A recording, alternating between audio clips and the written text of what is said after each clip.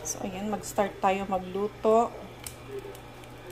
Luto tayo ng binagoongang baboy. Pinalambot ko na yung aking baboy para mabilis siyang, gisa-gisa na lang siya. Ito, bawang. Isang katutak na bawang. Kasi yan, nagbibigay ng aroma flavor. Ayan. Sutay-sutay lang.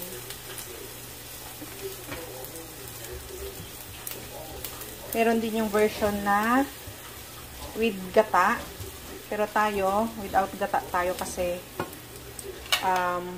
onion. Wala tayong gata na available ngayon. Dalawa kasing version yung with gata and without gata.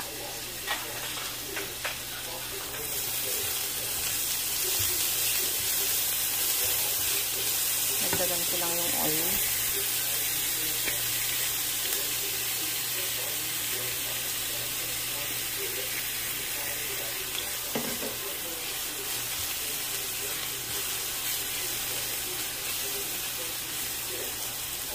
So, ayan, meron din tayo isang katutak na tomato.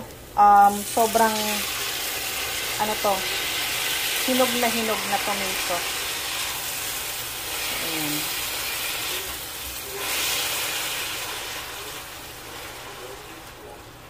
So, hanggang sa lumambot lang sila, maluto, at yung parang durog na yung ating tomato, saka natin ilagay yung paste natin. So, ayan na. Medyo malambot na. Lutong-luto na yung ating, ayan, para na siyang na-blender. Time na para ilagay natin yung ating, shrimp paste. Itong shrimp paste natin is tansya-tansya lang. So, ako, medyo pinigaan ko lang siya kasi para mabawasan yung masyadong alat.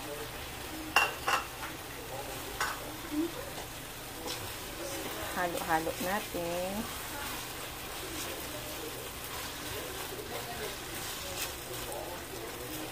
Hanggang sa maluto.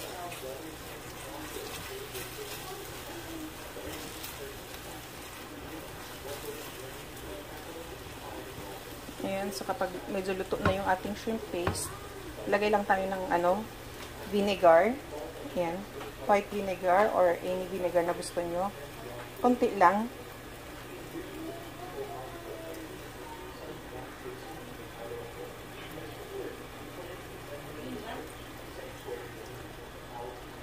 Okay, and then evaporate lang natin. Pasensya na kayo ha, medyo bulol-bulol na naman ako. Paulit-ulit kong sasabihin sa inyo, bulol talaga ako. Ayan, halo ulit, panay halo tayo.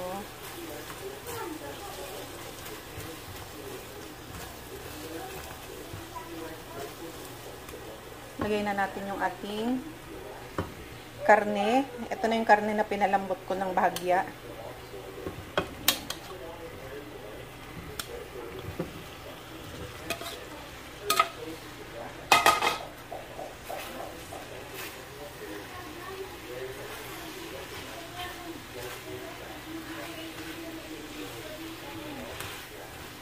Medyo maingay yung ating background kasi nanonood yung mga bata. Si kuya, nanonood siya. Yung dalawang ating mga prinsesa dyan, nagbabasa-basa. At meron din tayong alagang aso sa labas na nakikisabay sa ating video. Minsan, madalas pala. And then ngayon, yung aking pinagpakuluan ng karne. Ayan bubuhos natin dyan. Para tuluyan siyang lumambot. Ayan, pwede na siguro yun. Tuluyan natin palambutin.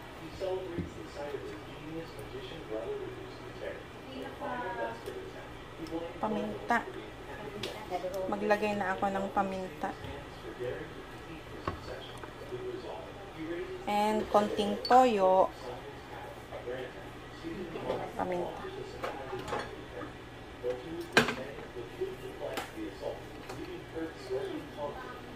assistant ako dito sa likod.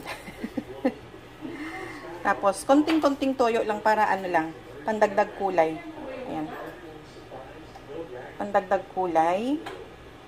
Tapos, saka natin titikman mamaya kung sakto ba yung alat. Diba? Lakasan naman natin yung apoy.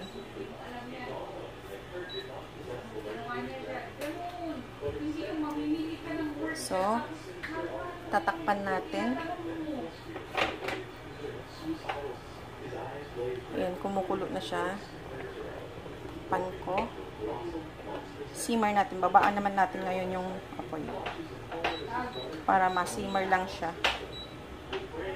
And then, balikan natin maya-maya. So, let's check. Ayan na.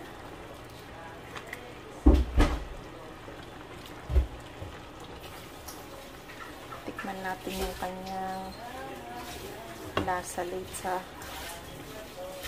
i-ano lang natin, papa-evaporate lang natin yung kanyang sauce para kumapit talaga yung ano, lasa. Ayan. So, balikan ulit natin mamaya. Check lang. Yun ang tumuli mong halo, asukal. Ayan na, oo. So, tignan natin.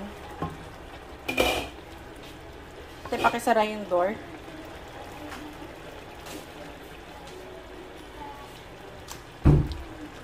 Malambot na yung ating karne.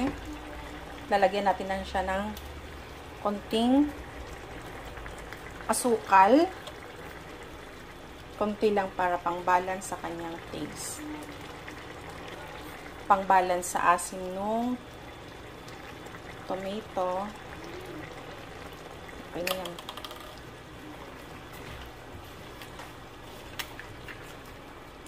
And we're done.